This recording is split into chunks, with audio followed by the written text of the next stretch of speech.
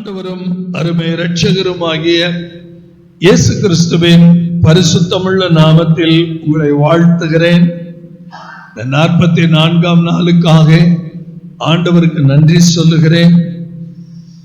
இன்றைக்கு நாம் தியானிக்க போகிற காரியம், நமக்குள் அபிஷேகம் இருக்கிறதா? நமக்குள் பரிசுத்த ஆவியானவருடைய அபிஷேகம் இருக்கிறதா? அப்படி நமக்குள் பரிசுத்த ஆவியானவருடைய அபிஷேகம் இருக்கிறது என்றால் அதை எப்படி உணருவது? நமக்குள் அபிஷேகம் இருந்தால், பரிசுத்த ஆவியானவருடைய ஆளுகை இருந்தால் நாம் எப்படியெல்லாம் இருப்போம்? இதெல்லாம் இன்னைக்கு ரொம்ப முக்கியமான ஒரு காரியம். அல்லேலூயா. இன்றைக்கு ஒரு பரிசுத்தவானை மட்டும் நம்ம தியானிக்க போறோம். அவர் பெயர் தானியேல். அவரை குறித்து பரிசுத்த வேதம் என்ன சொல்லுதுன்னா, தானியேல் புத்தகத்துல 5ஆம் அதிகாரத்துல 11ஆம் வசனத்தை படிக்கும் போது, உம்முடைய ராஜ்யத்திலே ஒரு புருஷன் இருக்கிறான், உம்முடைய ராஜ்யத்திலே ஒரு புருஷன் இருக்கிறான், அவனுக்குள் பரிசுத்த தேவர்களுடைய ஆவி இருக்கிறது. அவனுக்குள் எப்படிப்பட்ட ஆவியானவர் இருக்கிறார்னா, பரிசுத்த தேவர்களுடைய, உம்முடைய பிதாவின் நாட்களில் வெளிச்சமும் விவேகமும் தேவர்களின் ஞானத்துக்கு ஒத்த ஞானமும் அவனிடத்தில் காணப்பட்டது. ஆச்சரியமான காரியம். தானியேல் ஒருத்தர் இருக்காரு, அவருக்குள்ள பரிசுத்த தேவர்களுடைய ஆவி இருக்குன்னு சொல்லி 5:14 பாத்தீங்கன்னா, தானியேல் 5:14, உனக்குள்ளே தேவர்களின் ஆவி உண்டென்றும் வெளிச்சமும் புத்தியும் விசேஷித்த ஞானமும் உன்னிடத்தில் காணப்பட்டதென்றும் உன்னை குறித்து கேள்விப்பட்டேன். தானியேலை குறித்து நேபுகாத்நேச்சார் சொல்றார், உனக்குள்ளே தேவர்களின் ஆவி இருக்கிறது, வெளிச்சம் இருக்கிறது, புத்தி இருக்கிறது, விசேஷித்த ஞானம் இருக்கிறது என்று கேள்விப்பட்டேன். இதே காரியத்தை தான் 5ஆம் அதிகாரம் 12வது வசனத்திலையும் பாத்தீங்கன்னா, 5ஆம் அதிகாரம் 12வது வசனத்துல, ராஜாவினால் பெல்ஷாத்சார் என்னும் பெயர்பட்ட அந்த தானியேலுக்குள் சொப்பனங்களை வியாக்கியானம் பண்ணுகிறதும், சொப்பனங்களை வியார்த்தி பண்ணுகிறதும், புதை பொருட்களை வெளிப்படுத்துகிறதும், கருகலானவைகளை தெளிவிக்கிறதுமான அறிவும் புத்தியும் விசேஷித்த ஆவியும் உண்டென்று காணப்பட்டது. இப்போதும் தானியேல் அழைக்கப்படட்டும், அவன் அர்த்தத்தை வெளிப்படுத்துவான். அப்ப அந்த தானியேலுக்குள்ள ஒரு எக்ஸலன்ஸ் ஸ்பிரிட், ஒரு விசேஷித்த ஆவி, அந்த பரிசுத்த தேவர்களுடைய ஆவி என்னன்னா இந்த விசேஷித்த ஆவி. இதே தானியேல் புஸ்தகம் 6ஆம் அதிகாரம் 3வது வசனத்தை படிச்சோம்னா, இப்படி இருக்கையில் தானியேல் பிரதானிகளுக்கும் தேசாதிபதிகளுக்கும் மேற்பட்டவனாய் இருந்தான். தானியேலுக்குள் விசேஷித்த ஆவி இருந்தமையால் அவனை ராஜ்யம் முழுமைக்கும் அதிகாரியாக ஏற்படுத்த ராஜா நினைத்தான். இப்ப ஒரு மனிதனுக்குள்ள அபிஷேகம் இருக்கிறதா? அப்படி இருந்தா, நமக்குள்ள அபிஷேகம் இருக்கிறதா? அப்படி இருந்தா அவங்க என்னென்ன செய்வாங்கன்னு ரத்தன சுருக்கமா தியானித்து நம்ம ஜெபிக்க போறோம். முதல்ல நமக்குள்ள ஒரு அபிஷேகம் இருந்தால் ஒரு பிரதிஷ்டையான வாழ்வு, தன்னை காத்து கொள்ளக்கூடிய ஒரு வாழ்க்கை அவனுக்குள்ள இருக்கும். அல்லேலூயா. அபிஷேகம் பண்ணப்பட்டவர்கள் முதலாவது யாரை காத்துக் கொள்வாங்க? தன்னை காத்துக் கொள்வாங்க. தன்னை தீட்டுப்படாம என்ன பண்ணுவாங்க? காத்துக் கொள்வார்கள். தானியேல் புஸ்தகம் 1ஆம் அதிகாரம் 8வது வசனத்தை பாருங்க.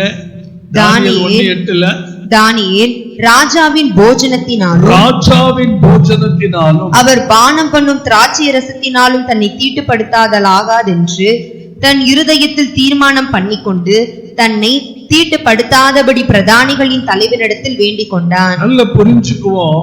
முதல் காரியம், ஒரு அபிஷேகம் பண்ணப்பட்ட தேவ மனிதன் தன்னை தீட்டுப்படுத்த விடமாட்டான், தன்னை பாதுகாத்துக் கொள்வான்.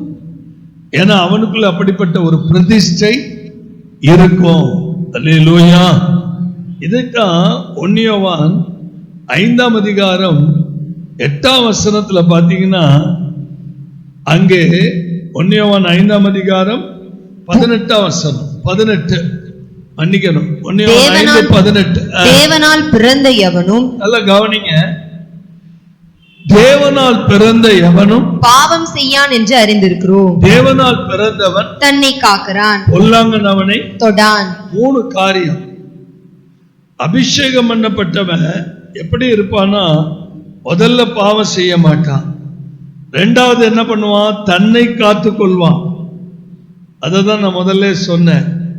அபிஷேகம் பண்ணப்பட்டவன் தன்னை என்ன பண்ணுவான், காத்து கொள்வான். 3வது பொல்லாங்கன் பிசாசு அவனை என்ன பண்ண முடியாது, தொட முடியாது. அல்லேலூயா. அதனாலதான் பவுல் எழுதுறாரு 1 தீமோத்தேயு 5:22 உன்னை சுத்தவானாக காத்துக்கொள். எப்படிங்க, ஒருவர் மேல சீக்கிரம் கைகளை வைக்காத, மற்றவர்கள் செய்கிற பாவங்களுக்கு உடன்படாத, உன்னை சுத்தவானாக எப்படி பாத்துக்க, உன்னை எப்படி பாத்துக்க, சுத்தவானாய் காத்துக்கொள். முதல் குறிப்பு நல்ல கவனிக்கணும். ஒரு பிரதிஷ்டை பண்ணப்பட்ட வாழ்க்கை. அபிஷேகம் பண்ணப்பட்டவங்க எப்படி இருப்பாங்க, தன்னை காத்துக்கொள்வாங்க, பாவம் செய்ய மாட்டாங்க, பிசாசு அவங்கள தொட முடியாது, தங்களை சுத்தவானாக காத்துக்கொள்வாங்க. அல்லேலூயா. சரி, இரண்டாவது அபிஷேகம் பண்ணப்பட்டவங்க எப்படி இருப்பாங்க, அபிஷேகம் பண்ணப்பட்டவங்க வாழ்க்கையில் என்ன நடக்கும். அபிஷேகம் பண்ணப்பட்டவங்க மற்றவங்கள்ட்ட இருந்து ஒரு வேறுபட்ட ஜீவியத்தோட இருப்பாங்க. Separation life. ஊரோட ஒத்து போக மாட்டாங்க. அபிஷேகம் பண்ணப்பட்டவங்க என்ன பண்ண மாட்டாங்க, ஊரோட எல்லாம் ஒத்து போக மாட்டாங்க. ஊருக்குள்ள இருக்கிற எல்லா காரியங்களையும் அவர்கள் புறம்பே தள்ளி ஒரு வேறு பிரிக்கப்பட்ட ஜீவியம். சங்கீதம் 1:1 படிக்கிறோம்ல, துன்மார்க்கருடைய ஆலோசனையின்படி நடவாமல், பாவிகளுடைய வழியில் நில்லாமல், பரியாசக்காரர் உட்காருகிற இடத்தில் அவன் நிற்காமல் நடக்காமல் உட்காராமல். எங்க நிற்க கூடாதா இங்க நிற்க கூடாது, எங்க நடக்க கூடாதா இங்க நடக்க கூடாது, எங்க உட்கார கூடாதா இங்க உட்கார கூடாது. அல்லேலூயா. அதுதான் அந்த வேறுபாட்டின் ஜீவியத்தினுடைய முக்கியமான காரியம். அதைத்தான் பாருங்க, 1 யோவான் புஸ்தகத்துல 2ஆம் அதிகாரத்துல 27வது வசனத்துல, 1 யோவான் 2ஆம் அதிகாரம் 27வது வசனத்துல பாருங்க, நீங்கள் அவராலே பெற்ற அபிஷேகம், நீங்கள் கர்த்தராலே பெற்றுக்கொண்ட அபிஷேகம் உங்களில் நிலைத்திருக்கிறது. எவ்வளவு அருமையா இருக்கு பாத்தீங்களா. நமக்குள்ள அபிஷேகம் இருக்கா இல்லையாங்கிறது எப்படி புரியும்? நீங்க அவராலே பெற்ற அபிஷேகம் உங்களில் என்ன பண்ணி இருக்குது, நிலைத்திருக்கிறது. ஒருவரும் உங்களுக்கு போதிக்க வேண்டுவதில்லை. அந்த அபிஷேகம் சகலத்தையும் குறித்து உங்களுக்கு போதிக்கிறது. அது சத்தியமாய் இருக்கிறது, பொய்யல்ல. அது உங்களுக்கு போதித்தபடியே அவரில் நிலைத்திருப்பீர்களாக. நமக்குள்ள இருக்கிற அபிஷேகம், நமக்குள்ள இருக்கிற ஆவியானவர் போதிக்கிற ஆவியானவர். அல்லேலூயா. இப்படி நட, இப்படி நடக்காத, இப்படி போ, இப்படி போகாத, இந்த இடத்துல இதை செய்யாத. அல்லேலூயா. எந்த இடத்துல எப்படி நடக்கணும்னு நம்ம ரொம்ப அழகா நடத்துகிற ஒரு பரிசுத்த ஆவியானவர். இதை நம்ம இன்னும் அழகா சொன்னா, தானியேல்ல 2ஆம் அதிகாரத்துல, தானியேல் 2ஆம் அதிகாரத்துல 11ஆம் வசனத்தை பாருங்களேன். ராஜா கேட்கிற காரியம் மிகவும் அருமையானது.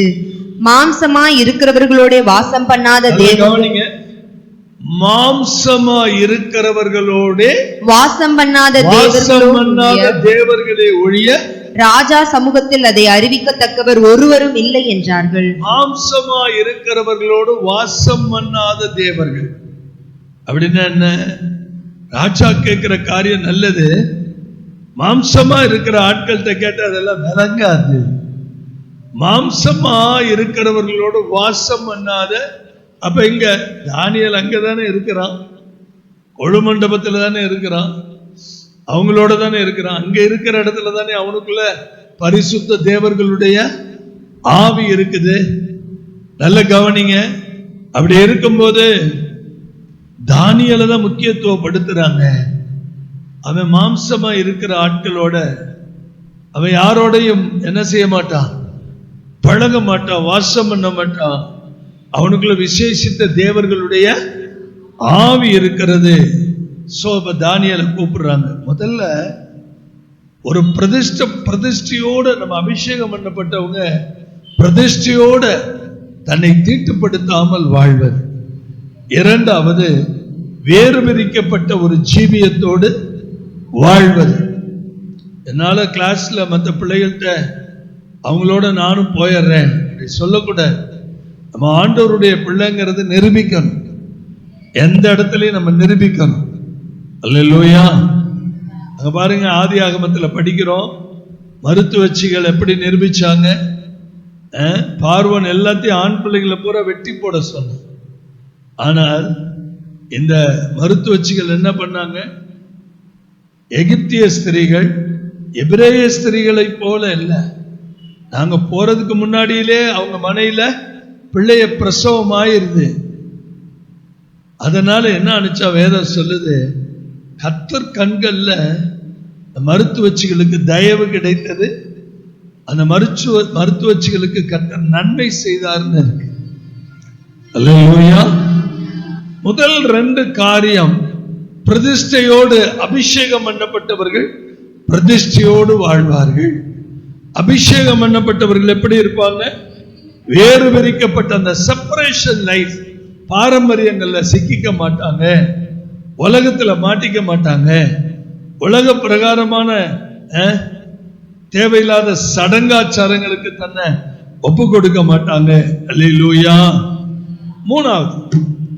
மூணாவது முக்கியமான காரியம், அபிஷேகம் பண்ணப்பட்டவன் ஜெபிக்கிறவனாயிருப்பான்.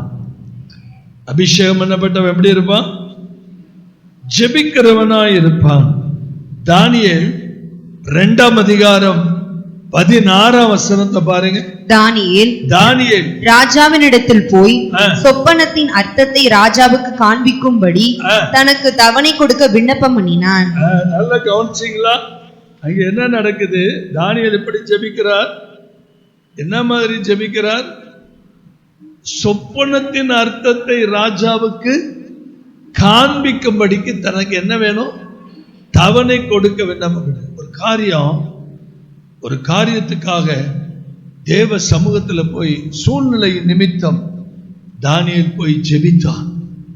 கொஞ்சம் தவணை கொடுங்க, ஜெபிச்சு ஆண்டவர்கிட்ட கேட்டு சொல்றேன். இது ஒரு பக்கம். இன்னொரு பக்கம் தானியேல் 6ஆம் அதிகாரம் 10வது வசனத்தை பார்த்தீங்கன்னா, தானியேல் 6ஆம் அதிகாரம் 10வது வசனத்தை, தானியேலோ வென்றால் அந்த பத்திரத்துக்கு கையெழுத்து வைக்கப்பட்டது என்று அறிந்த போதிலும், என்ன பிரச்சனை வந்தாலும் சரி, ஜெபிக்க கூடாதுன்னு சட்டம் போட்டாலும் சரி, பத்திரத்துக்கு கையெழுத்து போட்டாலும் சரி, தன் வீட்டுக்குள்ளே போய் தன் மேல் அறையிலே எருசலேமுக்கு நேராக பலகணிகள் திறந்திருக்க அங்கே தான் முன் செய்து வந்தபடியே தினமும் 3 வேளையும் தன் தேவனுக்கு முன்பாக முழங்கால் படியிட்டு ஜெபம் பண்ணி ஸ்தோத்திரம் செலுத்தினான். நான் சொல்றது கொஞ்சம் நல்ல கவனிங்க. மற்றவர்கள் வந்து நம்மகிட்ட சொல்லி ஒரு பிரச்சனைக்கு தீர்வு கேட்கும் போது அந்த பிரச்சனைக்காக தேவனிடத்துல போய் ஜெபிக்கிற பழக்கம், ஜெபிச்சு அவங்களுக்கு உத்தரவு கொடுக்கிறது. இன்னொரு காரியம், ஜெபமே என்னுடைய வாழ்க்கை பயணம். ஜெபம் இல்லாம என்னால என்ன செய்ய முடியாது. ஆமா, எப்பயாவது ஜெபிக்கிற வாழ்க்கை இல்ல, எப்போது ஜெபிக்கிற வாழ்க்கை. உங்களுக்கு நான் பேசுறது புரியுதா? புரியலன்னா இன்னும் கொஞ்சம் விளக்கமா சொல்றேன். ஜெபத்தின் மேல உங்களுக்கு எப்ப கசப்பு வந்துருச்சோ அன்னைக்கு நமக்கு பிரச்சனை ஸ்டார்ட் ஆயிருச்சுன்னு அர்த்தம். என்னையும் சேர்த்துதான் சொல்றேன். ஜெபம் அப்படிங்கிற ஒரு காரியத்தின் மேல் நமக்கு என்னைக்கு ஒரு வெறுப்பு, சும்மா என்ன எரிச்சல அப்படின்னு குடும்பத்திலேயோ வெளியிலேயோ எங்கேயோ பேச ஆரம்பிச்சிட்டோம்னாவே ஆவியில பிரச்சனை ஆயிடுச்சு. வேற விதமா சொல்லணும்னு சொன்னா, ஆவிக்குரிய வாழ்க்கையில நில தடுமாறிட்டோம். ஜெபிக்க ஆசை இல்லை. பார்த்தீங்களா? நான் கொடுக்கிற ஜெப குறிப்புக்கு ஜெபிக்கிறது இல்லை, கர்த்தரிடத்துல தனிமையா நேரம் செலவழிக்கிறது. அந்த பழக்கம் நம்மகிட்ட இருக்கா? தினம் 3 வேளையும் தானியேல் என்ன பண்ண? நான் இன்னைக்கு சொல்றேன், அன்பாய் சொல்றேன், தாழ்மையா சொல்றேன், நம்ம எப்பயும் ரெகுலரா கர்த்தரிடத்துல தனித்து ஜெபிக்கிற பழக்கம் இருந்தா எத்தனை இமாலய பிரச்சனைகளையும் நம்ம ஜெயிச்சிடலாம். அல்லேலூயா. எவ்வளவு பெரிய பிரச்சனை வந்து, எவ்வளவு பெரிய பிரச்சனை.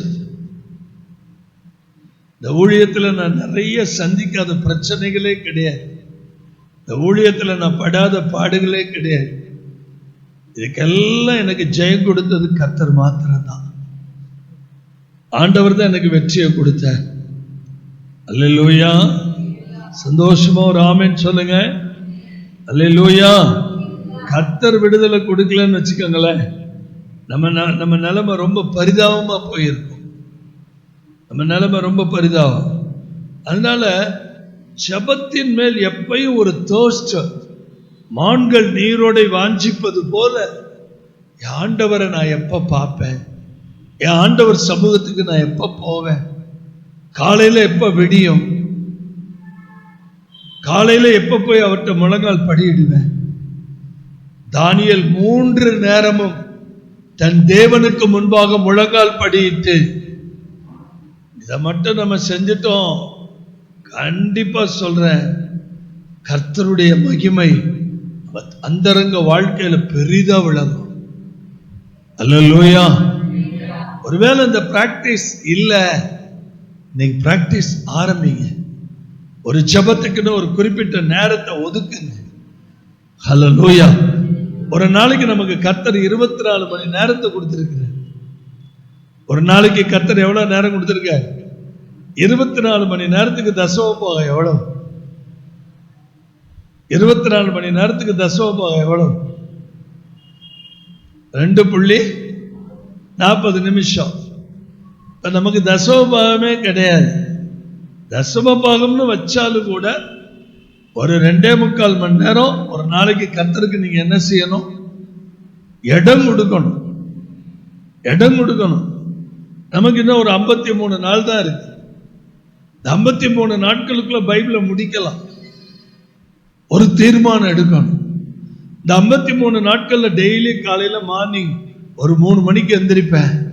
அந்த தர்ஸ்ட், அந்த தாகம், அந்த ஏக்கம், அந்த எதிர்பார்ப்பு நமக்கு இருந்ததுன்னா கட்டாயம் கர்த்தரை எழுப்பி விடுவார்.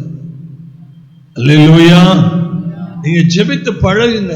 ஜெபித்து ஜெபமே, ஜெபந்தான் வாழ்வு. ஜெபந்தான் வாழ்வு. நீங்க ஜெபிக்கும் போது ஞானம், புத்தி, வெளிப்பாடு, கிருபை, திஸ் ஆர் தட் தீர்மானங்கள் எடுக்கக்கூடிய அந்த விலையேற பெற்ற சக்தி எல்லாம் ஆண்டவர் கொடுக்கிறார். பாருங்க, தானியேலுக்கு மறைபொருட்களை வெளிப்படுத்தக்கூடிய கிருபை அதுல பிறந்ததுதான். சந்தோஷமா ஆமென் சொல்வோமா? அல்லேலூயா. ஜெபம் தான் நம்முடைய சுவாசமா இருக்கணும். ஜெபிக்கிறவனுக்கு கர்த்தருடைய திட்டங்கள் வெளிப்படும். ஆமென். அல்லேலூயா. 3 காரியம் நம்ம தியானிச்சிருக்கிறோம். அபிஷேகம் பண்ணப்பட்டவனுடைய வாழ்க்கையில முதலாவது என்ன? பிரதிஷ்டை பண்ணப்பட்ட வாழ்க்கை, தீட்டுப்படாம வாழ்ற வாழ்க்கை. 2வது வேறு பிரிக்கப்பட்ட ஜீவியம். 3வது அபிஷேகம் பண்ணப்பட்டவனால ஜெபிக்காம இருக்கவே முடியாது. 4வது அபிஷேகம் பண்ணப்பட்டவனுக்குள்ள வரங்கள் செயல்படும். சொல்லுங்க, அபிஷேகம் பண்ணப்பட்டவனுக்குள்ள என்ன செயல்படும்? கிஃப்ட். பக்கத்துல சொல்லுங்க, அபிஷேகம் பண்ணப்பட்டவனுக்குள்ள என்ன செயல்படும்? தீமோத்தே ஆவிக்குரிய நல்ல ஒரு அருமையான மனுஷன். ஆனா நல்ல ஊழியம், விதவைகளை தாங்கிறது, பெரியவர்களுக்கு முன்மாதிரியா இருக்கிறது, சபையை நடத்துறது, எல்லாத்துலயும் தீமோத்தே எப்படி இருந்தார்? உன்ன நல்ல ஒரு லீடர். ஆனா உன்னை மறந்துட்டார் அப்படிங்கிறதுக்காக பவுல் ஞாபகப்படுத்துறாரு. மூப்பர்கள் உன் மீது கை வைத்த போது நீ பெற்றுக்கொண்ட பரிசுத்த ஆவியின் வரங்களை அனல் மூட்டி எழுப்புகிறார். மற்றதெல்லாம் ஓகே. தீமோத்தி 2 தீமோத்தி 1:6 பாருங்க. 2 தீமோத்தி 1:6 இதே நிமித்தமாக நான் உன்மேல் என் கைகளை வைத்ததினால் உனக்கு உண்டான தேவ வரத்தை நீ அனல் மூட்டி எழுப்பிவிடும்படிக்கு உனக்கு நினைப்பூட்டுகிறேன். அபிஷேகம் பண்ணப்பட்டவனுக்குள்ள வரங்கள் செயல்பட்டுக்கிட்டே இருக்கும். பக்கத்துல கை கொடுத்து சொல்லுங்க, அபிஷேகம் பண்ணப்பட்டவனுக்குள்ள வரங்கள் என்ன பண்ணணும்? வரங்கள் செயல்பட சபை வளரும். வரங்கள் செயல்படலைன்னா சபை ஒரு பெரிய வறட்சியை பார்க்கும். வரங்கள் செயல்பட்டுக்கிட்டே இருக்கணும். அல்லேலூயா. நீங்க கை வைக்கும் போது ஒண்ணு பேய் ஓடணும், நீங்க கை வைக்கும் போது வியாதி சுகமடையணும், நீங்க தேவ வரத்தை அனல் மூட்டி எழுப்பிக்கிட்டே இருக்கணும். 1 தீமோத்தேயு 4:11 இவைகளை நீ கட்டளையிட்டு போதித்துக் கொண்டு 14 மூப்பராகிய சங்கத்தார் உன்மேல் கைகளை வைத்தபோது தீர்க்க தரிசனத்தினால் உனக்கு அளிக்கப்பட்ட வரத்தை பற்றி அசதியாயிராதே. எப்படிங்க? அபிஷேகம் பண்ணப்பட்ட நீ வரங்களை குறித்து எப்படி இருந்திராத, அசதியா இருந்திராத. நீ வசதியா இருக்கிறது பிரச்சனை இல்லை, ஆனா நீ எப்படி இருந்திராத, அசதியா இருந்திராத. நான் ஒன்னே ஒன்று சொல்லவா, ஊழியத்துல பெரிய பிசாசு இதுதான். ஊழியத்துல பெரிய பிசாசு எது? அசதி. தொட்டதுக்கெல்லாம் நம்ம என்ன சொல்றோம்? அசதியா இருக்கு, டயர்டா. இந்த டயர்டா இருக்குன்னு சொல்ல வைக்கிற அந்த பொல்லாத வல்லம். நீ ஒரு 2 நிமிஷம் ஸ்தோத்திரம் பண்ணி பாருங்க, அந்நிய பாஷை பேசி பாருங்க, இளைப்படைந்தவனுக்கு இளைப்பாறுதல். அல்லேலூயா.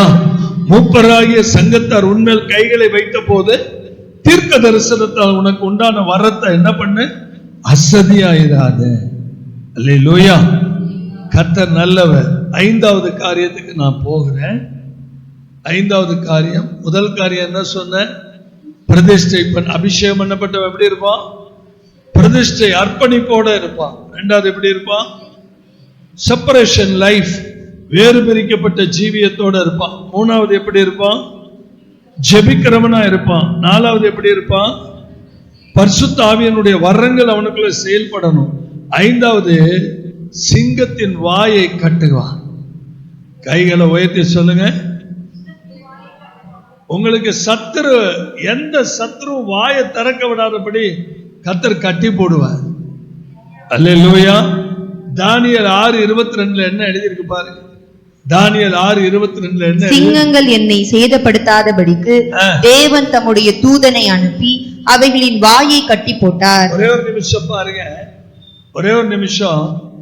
தானியேல் புஸ்தகத்துல இருந்து வாயை கட்டி போட்டாருன்னு இருக்குல்ல, ஆனா எபிரேயர் புஸ்தகத்தை பாருங்க. எபிரேயர்ல பாருங்க 11ஆம் அதிகாரம் 33 பாருங்க. எபிரேயர் 11:33 பாருங்க. விசுவாசத்தினாலே அவர்கள் ராஜ்யங்களை ஜெயித்தார்கள், நீதியை நடப்பித்தார்கள், வாக்குத்தத்தங்களை பெற்றார்கள், சிங்கங்களின் வாய்களை அடைத்தார்கள். எப்படிங்க? தூதர்களை அனுப்பி சிங்கங்களின் வாய்களை கட்டினார்கள். எங்க இருக்குது? தானியேல். எபிரேயர்ல எப்படி இருக்கு? எப்படி? நான் ஒரு டெமோ பண்ணி காமிக்கிறேன். சிங்கம் அப்படி நின்று இருக்கும், ஒரு 10 சிங்கம் சேர்ந்து வந்திருக்கும். கீழே போட்டவொடனே எல்லாம் வேகமா ஓடி வந்திருக்கும். அப்படி கை நீட்டி இருப்பார். எல்லா வாயும் என்னாச்சு? ஏன்னா அனுதின ஜெப வாழ்க்கை, அபிஷேகம், உண்மை. தேவனுக்கு முன்பாக தானியேல் குற்றமற்றவன். அல்லேலூயா. சந்தோஷமா அல்லேலூயா சொல்லுவோமா? ஆமென். நமக்கு விரோதமா, நமக்கு எதிரா புறப்படுகிற சத்துருக்களுடைய வாயை கட்டி போட போறீங்களா, அடைக்க போறீங்களா? அடைக்கிறது கட்டி போறதுக்கு என்ன வித்தியாசம்?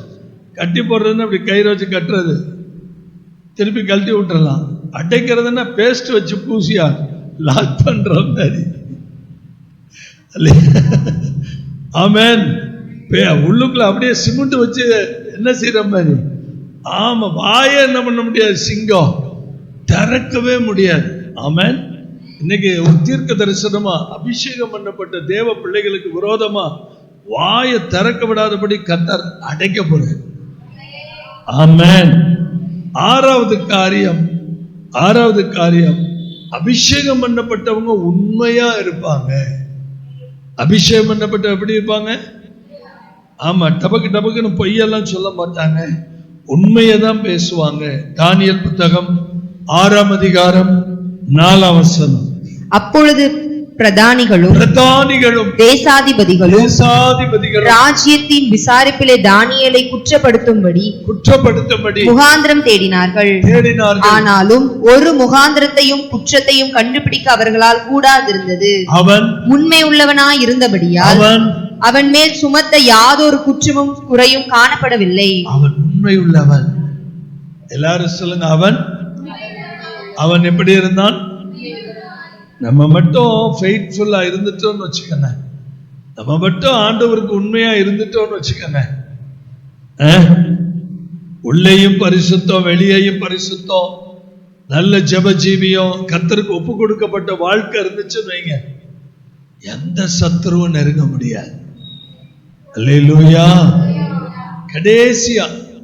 கடைசியா அபிஷேகம் பண்ணப்பட்டவனுடைய வாழ்க்கையில எல்லா காரியமும் ஜெயமா தான் இருக்கும். நீங்க ராத்திரி நேரம் கிடைச்சிச்சுன்னா தனியா எந்திரிச்சு உட்கார்ந்து, எங்க பாஸ்டர் இப்படி 7 காரியம் சொன்னாரே ஆண்டவரே, எங்க வாழ்க்கை ஜெயமா இருக்கணும். ஆமென். தானியேல் 6ஆம் அதிகாரம் 28ஆம் வசனம். தானியேல் 6:28. தரியுவின் ராஜ்யபார காலத்திலும், எப்படி? தரியுவின் ராஜ்யபார காலத்திலும், பெர்சியனாகிய கோரேசுடைய ராஜ்யபார காலத்திலும் தானியேலின் காரியம் ஜெயமாய் இருந்தது. நல்ல கைகளை உயர்த்தி ஆமென் சொல்லுவோமா? அப்பா இருந்த காலத்திலும் சரி, பிள்ளை இருந்த காலத்திலும் சரி, தானியேலுடைய காரியம் எப்படிதாங்க இருந்துச்சு? ஜெயமா தான் இருந்துச்சு. அதாவது சங்கீதத்துல ஒரு அருமையான வார்த்தை இருக்கு, நல்ல கவனிங்க. ஒரு கப்பல் புறப்பட்டா அது எங்க போய் சேரணுமோ அந்த துறைமுகத்துக்கு போய் சேரணும் இல்லையா? நம்மளும் ஒரு நொடி பொழுதில், ஆமென், நாடுன துறைமுகம். தாவீது சொல்றாரு, என்ன துறைமுகம்? நாடுன துறைமுகம். 107ஆம் சங்கீதம் 30வது வசனம். 107ஆம் சங்கீதம் 30வது வசனத்தை பாருங்க. 107:30. அமைதல் உண்டானது நிமித்தம் அவர்கள் சந்தோஷப்படுகிறார்கள். தாங்கள் நாடின துறைமுகத்தில் அவர்களை கொண்டு வந்து சேர்க்கிறார். எங்க போகணுமோ அங்க போயிடணும். பக்கத்துல கை கொடுத்து சொல்லுங்க, இவ்வளவு பிரயாசம் எதுக்கு? இவ்வளவு பாடுகள் எதுக்கு? இவ்வளவு கஷ்டங்கள் எதுக்கு? இவ்வளவு உபத்திரவங்கள் எதுக்கு? நாடின துறைமுகத்துக்கு. எல்லார் வாயிலையும் சொல்லுங்க, அபிஷேகம் பண்ணப்பட்டவன் எங்க போகணும்? கரெக்டா நாடின துறைமுகத்துக்கு போய். வண்டி ட்ராக் மாதிரி போயிடக்கூடாது, வண்டி தடுமாறிடக்கூடாது. நாடின துறைமுகத்துக்கு. அதாவது வேதம் சொல்லுது, யார் ஆட்சியிலையும் தானியேலுடைய காரியம் எப்படிதான் இருந்துச்சு? நாடின துறைமுகத்துக்கு போய் என்ன செய்யணும்? ஜெபம் பண்ணுவோமா? எல்லாரும் எழும்புவோமா? நீங்களே சொல்லுங்க பார்க்கலாம். அபிஷேகம் பண்ணப்பட்டவனுடைய முதல் காரியம் என்ன? அவனுக்குள்ள ஒரு அர்ப்பணிப்பு இருக்கும், ஒரு பிரதிஷ்டை இருக்கும். துணிந்து எந்த காரியத்தை என்ன செய்ய மாட்டான். அபிஷேகம் பண்ணப்பட்டவன் செய்யற 2வது காரியம் என்ன? Separation life. வேறு விரிக்கப்பட்ட ஒரு வாழ்க்கை, வேறு விரிக்கப்பட்ட ஒரு ஜீவியம். 3வது என்ன செய்வான்? ஜெபிக்கிறவனா இருப்பான். 4வது வரங்கள் அணையாம, அபிஷேகம் பண்ணப்பட்டவருடைய வரங்கள் அது ஆபரேட் ஆயிட்டே இருக்கும். 5வது பிசாசு சிங்கங்களுடைய வாய்களை கட்டுவான். 6வது உண்மை, ட்ரூத், ஃபெய்த்ஃபுல் லைஃப். ஆண்டவருக்கு அபிஷேகம் பண்ணப்பட்டவன். அதாவது பவுல் சொல்றாரு ஒரு இடத்துல, உண்மை உள்ளவன் என்று எண்ணி இந்த ஊழியத்துக்கு. அப்ப ஏசப்பா ஒரு ஊழியக்காரனை அப்பாயின்மெண்ட் பண்ணும்போது எப்படி பண்றாரு? எனக்கு உண்மையா இருப்பான், என் தெய்வம் என்னை நம்பி ஊழியத்துக்கு கூப்பிடும் போது நான் என் ஆண்டவருக்கு துரோகம் பண்ண எப்படி இருக்கும் யோசிச்சு பாருங்க. உண்மை உள்ளவன் என்று எண்ணி அவர் கூப்பிடுறார். 7வது காரியம், அபிஷேகம் பண்ணப்பட்டவனுடைய வாழ்க்கை ஜெயமா இருக்கும். எந்த சூழ்நிலையிலே ஜெயமா இருக்கும். இதை நீங்க மறக்கவே கூடாது. உங்க வாழ்க்கை அப்படி அலங்கரிக்கப்படும், உங்க வாழ்க்கை அப்படி ஆசீர்வதிக்கப்படும். ஒன்னும் இல்லைங்க, சரியான ஒப்பு கொடுத்தல் இருந்தா ஆண்டவர் உங்களுக்காக நிற்பார். இந்த அபிஷேகம் உங்களை பாதுகாக்கும், இந்த அபிஷேகம் உங்களை பலப்படுத்தும், இந்த அபிஷேகம் உங்களை வழிநடத்தும். அல்லேலூயா.